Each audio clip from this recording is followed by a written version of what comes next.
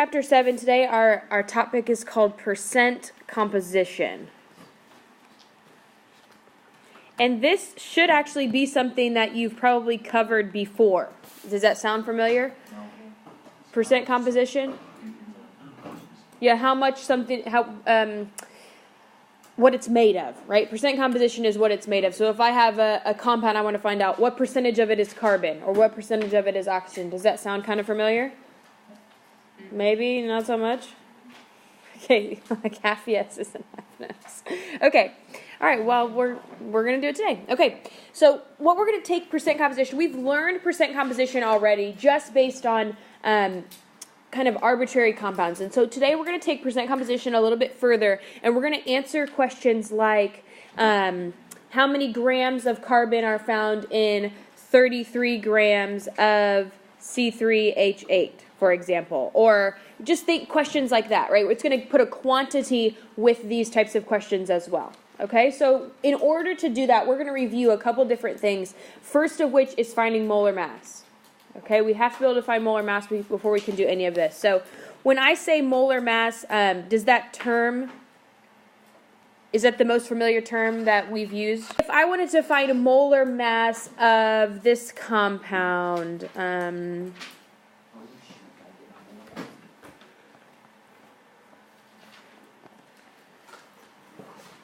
okay, first of all, can anybody name that compound for me? Potassium phosphate. Good. Potassium phosphate. Okay, so if I wanted to find the molar mass of this compound, all I'm going to do is I'm going to add up each of those individual atoms. Okay, so how many potassium atoms do I have? 3. Okay, and you'll find in my class, if it's close to a whole number, I'll round it to a whole number. Okay, so with potassium, I think I rounded to 39, right? 39.09. I'm good with taking that to a whole number. So I would say 39 times 3 plus phosphorus, which I'm going to round to a 31, plus 4 oxygens, right? And oxygen is 16. Does everyone see where those numbers are coming from? This is K, this is P, and this is O4. Oh, this is really K3. Okay, are we good with that?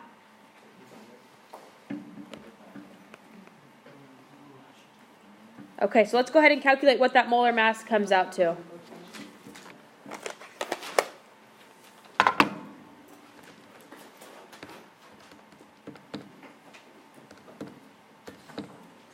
Around 212? Yes or no? Yes? Okay, good. And what are our units for molar mass? Do we remember? Good. Grams per mole. So what this is telling us is that for every 1 mole of this substance, it weighs 212 grams, right? That's what that unit tells us. For every 1 mole of that substance, it weighs 212 grams. So these are the concepts that we need to be brushing up on a little bit, okay?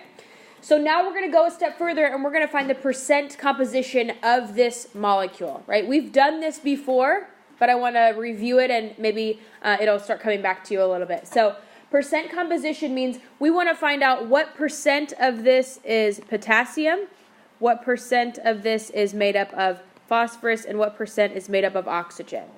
Okay, and the way we do that with percent composition is we take the part divided by the whole. Okay, right? The part divided by the whole. So I need to find out how much does the potassium weigh in this compound, right? And so to do that, I would look at just potassium, right? Potassium, there's 3 potassium atoms. Each of them weigh 39. So I need to take 39 times 3, right? And I get 117 grams per mole. Okay, so if I want to find the percent of potassium, I'm going to take 117 divided by the whole. Okay, so that tells me that this compound is 55% potassium. Okay, if we're looking at it just by mass, 55% of it is made up of potassium atoms. Okay, is this ringing bells a little bit? Okay, so do the same thing for phosphorus. So there's only 1 phosphorus atom. So I'm just going to take the part divided by the whole. So I'll take 31 divided by 212. And I get 14.6% potassium, right? If it's close to if it's not close to a whole number, I'm going to take at least a decimal place here. But if it's close to a whole number, I'm okay with rounding, okay? And then last here for oxygen, 16 times 4 is 64, so I'll take 64 divided by the total. And I get about 30.2%, right, somewhere in there. So these percentages should all add up to what? 100, right? Theoretically, they should add to 100. So 55 plus 14.6 plus 30.2, 99.8. Like, that's pretty dang close, okay? It's just a rounding thing that doesn't get us to 100, so we're good with that. Okay, does that make sense? That's percent composition. Does that seem familiar to us, or no, that seems completely foreign? Familiar? Yes. Yes. Okay, good. So we're going to take this and we're going to go just one little step further here now. We're going to put some real quantities to it. Okay? Let's look at just a kind of a question here. This is in your book, but I'm just going to walk through it. We'll walk through it together. Okay? So we're going to find out what is the mass of carbon in 33 grams of this molecule, which happens to be ibuprofen. C13H18O2. Okay, so what's the mass of carbon in 33 grams of this molecule? So let's take a second here and break down what are we trying to solve for. We're finding a what? Carbon, right? We're finding grams of carbon, right? Whenever it asks for mass, we need to know that's what we're solving for, is the number of grams, okay? And so would the number of grams of carbon ever come out in this question to be more than 33? Could our mass of carbon be more than 33 grams? No, why not? Yeah, we only have 33 grams of the whole substance. So we couldn't have more than 33 grams of carbon. Does that make sense? So when we're going through these problems, you need to be able to check yourself to see, does this math I'm doing make sense, right? Is my answer reasonable? So the way that we go about solving questions like this is we find the percent of carbon, and then we just multiply it times the total, okay? And so that's the basic kind of formula here, and then I will walk you through how we do that. Okay, so we need to find the percent of carbon, and then we're going to end up multiplying it by our total amount of grams. Okay, so let's start by finding the percent composition of carbon in this molecule. Okay, we don't have to go through all three of them, but we do have to find the percent composition of carbon. So the first thing we have to do is we need to find the molar mass of our substance. Okay? So there's 13 carbon atoms, each of which weigh 12 grams, right? Yeah. There are 18 hydrogen atoms, each of which weigh how many? 1, right? 1.01. I'm always going to keep hydrogen at a 1, okay? If you don't have your regular periodic table out, you might want to grab that out, okay? And then oxygen, there are 2 oxygen atoms that each weigh 16, okay? So all I'm doing right now is finding the molar mass, which will allow me to solve for the percent composition.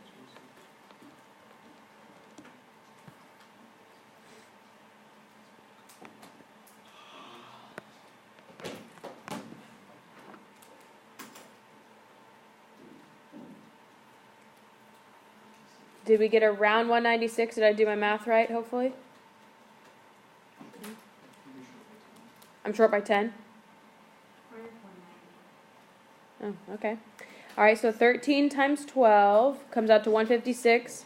Oh, you're right. I've only added 8. So plus 18 and then plus 32. Yes, 206. You're right. My bad. Yeah, okay. 206 grams per mole. So I'm only looking at carbon here, which means I only need to find the percent of carbon in this molecule. So how do I find the percent of carbon? Divided by the whole. Part divided by the whole. So I'm going to take what numbers divided by what? 156. Right, 156, which is what 13 times 12 is. 156 divided by 206. And I get 76%, right, or 0.757. So for right now, in our purposes, mathematically, it's going to be best for us to just leave it in a decimal for right now, okay? Because our next step is going to involve taking that percentage times our whole quantity, right? We want to find out what is 75.7 or 76% of 33 grams, because that's how much of it is carbon, okay? Does that make sense or not so much? Right? If we know this molecule is 76% carbon, we want to find out how many grams exactly that is. So for now, we don't need to bother converting that back to a decimal place, or back to a percent, just to put it back to a decimal. Okay? So we're going to take our percentage right here, okay, this is our percent of carbon, and we're going to multiply it by our total, 33 grams of our substance. And that's going to tell us how many grams are exactly carbon in our molecule.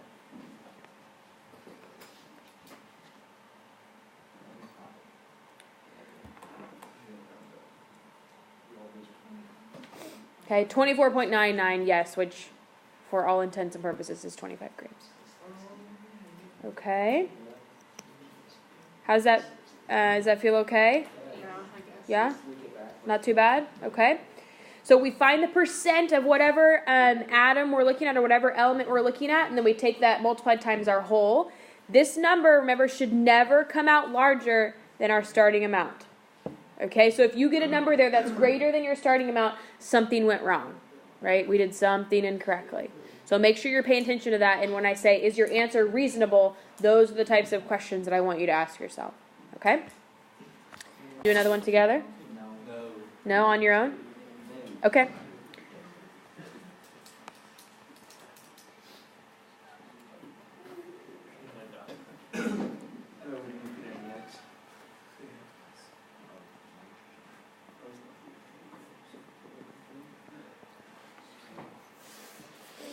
What's the mass of nitrogen and 46 grams of, anybody name that molecule for me? Sodium nitrate, good. Sodium nitrate. Okay, so feel free to work this completely on your own. I'll work it up on the board, but I won't talk through it, okay? So if you get stuck, you can take a look at the board to see kind of what your next step needs to be, but I'll give you a couple minutes to get started.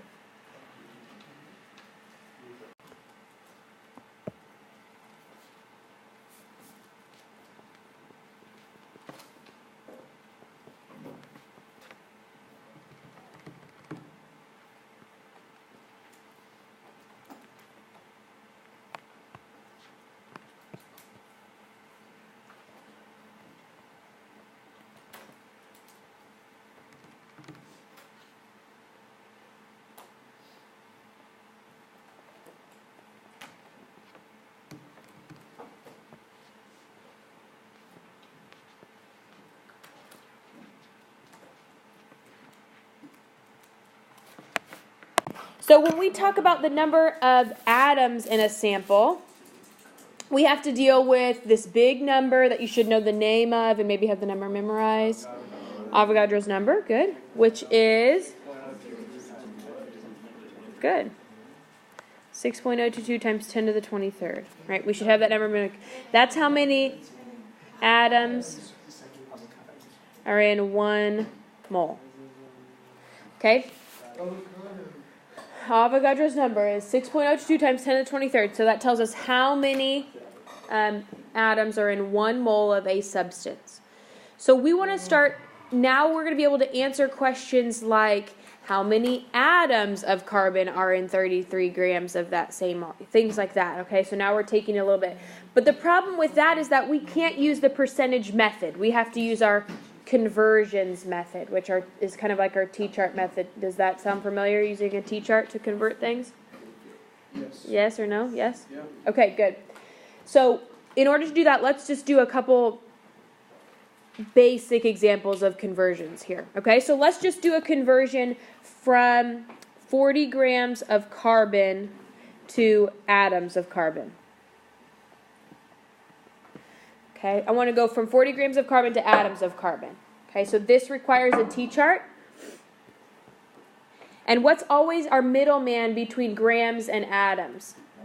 Moles, right? We got to go grams to moles to atoms.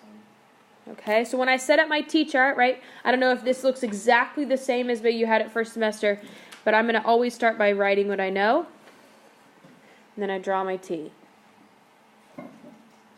Okay, so we said moles is our middleman, so I have to go from grams to moles. So where does grams need to go on my T-chart? On the bottom. So I'd go grams of carbon to moles of carbon. And what does moles always get? The 1. Moles always gets the 1. Okay, so right here I tell how many grams of carbon is in 1 mole of carbon. And where do we get that number from? Good, the molar mass comes right from the periodic table. Okay, so this right here tells us that 1 mole of carbon weighs 12 grams. Okay, so I'm done with grams of carbon. I want to get rid of moles of carbon, so it needs to go on the bottom, and I want to go to atoms. Let me give myself some space here. Okay, and moles again still gets the 1. Okay, and then what number needs to go here? Avogadro's number, good. 6.022 times 10 to the 23rd. Okay, so now I'm done with moles, done with grams. I multiply across the whole top, divide by the whole bottom.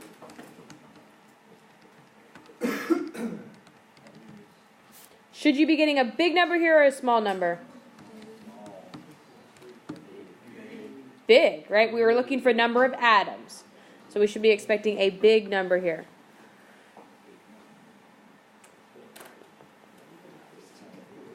Right? Around 2 times 10 to the 24th? We're going to take it a little step further and see how it applies now to percent composition. So let's take a look. Listen. Let's take a look at that molecule I gave you first. C13H18O2. Okay?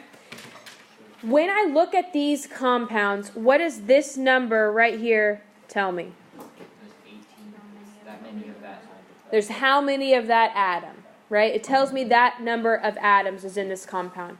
It also tells me that if I were to scale this up and to look at moles of that compound, this would mean that there are 13 moles of carbon, 18 moles of hydrogen, and 2 moles of oxygen. Okay? So if you look at it on a bigger scale, right, if I were to take 1 mole of this compound, that means I would have 13 moles of carbon and 18 moles of hydrogen and 2 moles of oxygen.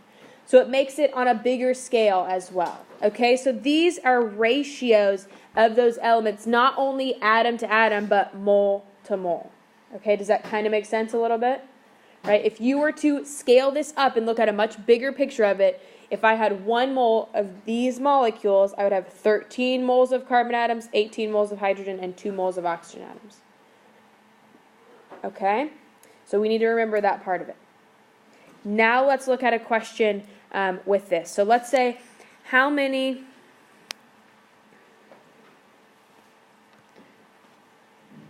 hydrogen atoms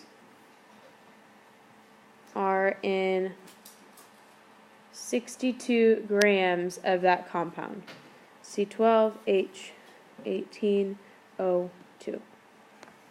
How many hydrogen atoms are in this many grams of our compound? So if we're asking for the mass of hydrogen, we can use that percent method, where you find the percent composition and do all that. But if we're looking for atoms, it doesn't quite work that way because it's a ratio of atoms as compared to the whole. Okay, so it doesn't quite work that way. When we're solving for the number of atoms or molecules, we have to use that T-chart method. Okay, and so this is what it looks like. I want to go from what I know, 62 grams of our compound, to the number of hydrogen atoms. Right? That's what I want to solve for. We agreed? So the T-chart now has to add one extra step. So let's just go start with what we know. Okay, so 62 grams of C12H18O2. Okay, and so the way we get there is we need to go from grams of our compound to moles of our compound. So I'm going to go grams of C12H18O2 to moles.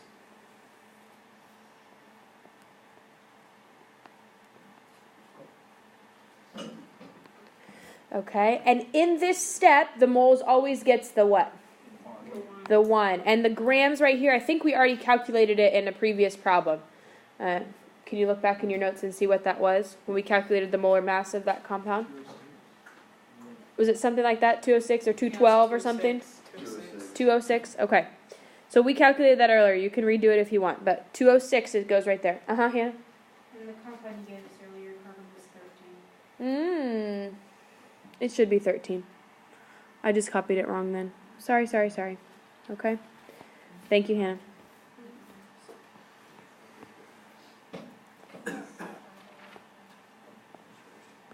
Okay. My bad. Okay, so let's make sure we're using the right thing here. C13H1802. Thank you. Okay, so now we're done with grams, and we're left in moles of our substance. We want to get to atoms of pure hydrogen. So the only time that we can switch substances or switch something in a T-chart is in a step that we call the mole ratio step. Okay, and that's going to come next here. We're going to go from moles of our substance, so moles of C13H18O2 to moles of hydrogen. Okay, this right here is what we call the mole ratio. Okay, and in this step, this is the only place right here in this mole ratio step, it's the only place that you can have two different substances on top and bottom. Okay, see how here we're using compound and compound, right? The only place you can have two different substances in your T-chart is in this mole ratio step right here. Okay?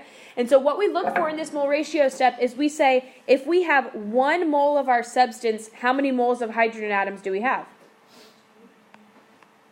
18, right? And that comes right from that subscript right there. Okay? We're saying if we have 1 mole of our substance, we have 18 moles of hydrogen atoms. Does that make sense? Okay, so this step is extremely important. That's the only place you can go from one substance to another.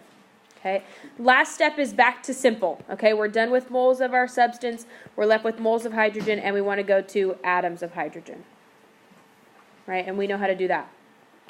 1 mole of hydrogen is equal to Avogadro's number, right, worth of atoms. Okay, so now I'm done with moles of hydrogen. I'm done with moles of my substance. I'm done with grams of my substance. Okay, this is the new part of our T-chart right here. We've not looked at a mole ratio so far in any conversions that we've done, so that's the new part. Okay, and that allows us to look at an individual molecule. Okay, so let's do the math here. Should we be getting a big number or a small number? Big, right? Anytime we look for atoms, we should have a big number.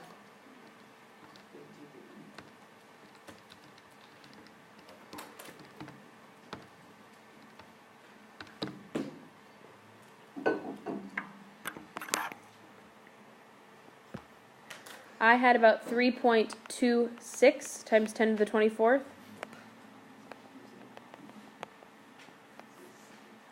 Yes or no? Yeah? About 3.26 times 10 to the 24th?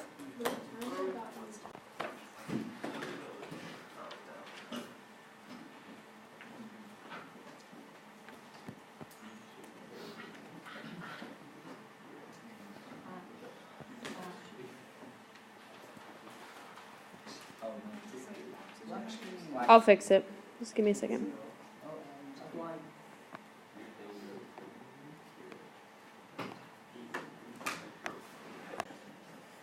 So what looks different about this problem than ones we've seen before? We're starting with moles instead of grams. Does that make our problem more easy or more difficult? Easy. Yeah, it makes it easier, right? You're taking one whole step out of your T-chart. You don't have to go from grams to moles and then the mole ratio, right? It's starting with moles. So it makes it really easier for your problem. Okay, so when I start my T-chart, I'm always going to start with what I know. 3.4 moles of my compound, Li3PO4. Okay, and so essentially here, what's the steps I need to go through? Moles of my compound to what? Atoms. Okay, eventually I need to get to atoms of oxygen, but what do I have to go to in between those two? Moles of oxygen. So next needs to come my mole ratio step. Okay, so I would get rid of moles of lithium phosphate. and I would go to moles of oxygen. Okay, so here, it doesn't follow the rule that all the moles get the 1, right? But what we have to look at here is the ratio of oxygen atoms to our compound. So if I have 1 mole of my compound, how many moles of oxygen atoms do I have? 4, right? O4.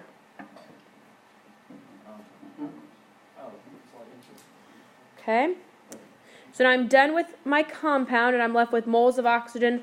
All I need to do here is go from moles of oxygen to atoms.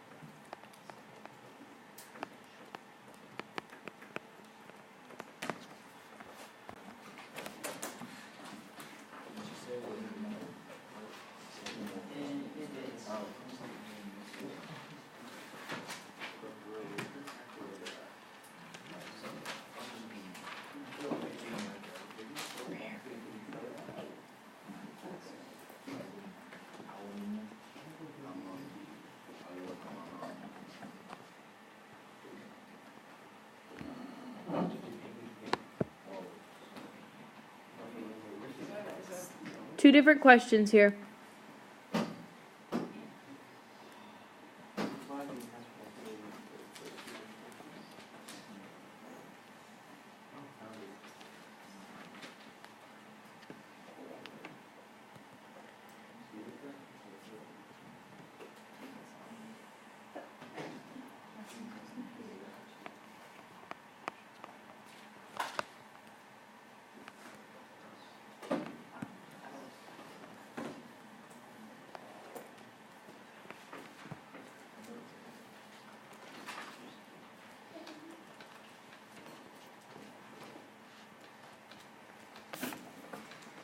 Okay, two different questions here. 9.72 grams of aluminum. Does anyone agree? No. It's not quite what I had. I had it a little bit bigger than that. Did you remember to divide by both aluminums? Like, you know what I'm saying? Like, you can't just use 27. You had to use 27 times 2. Okay, what did you have, Lindsay? 68.4. 68.4 grams. Agreed? Yeah, that's what I had. So for percent of aluminum, what percentage of aluminum did you have? About what? 36. About 36% aluminum. Right? 27 times 2 plus 32 times 3. Okay? That would give us our molar mass. Any questions about that one? If you didn't quite get 68.4, do you know why? Okay? If you don't, raise your hand and I'll come look at your work so we can figure it out. Okay. On the second one, how many calcium atoms are in this many molecules of our compound? So there's a couple ways you can do this, and I'm going to show you the T-chart way first, and it'll hopefully make things a little simpler for you. We always start with what we know. So 3.45 times 10 to the 26. That's molecules of Ca3PO4 2, right? This is atoms. So I need to get rid of atoms and go to what?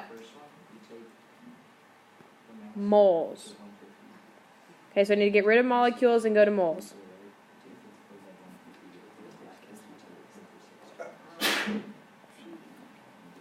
Okay, so 1 mole, and this is always Avogadro's number.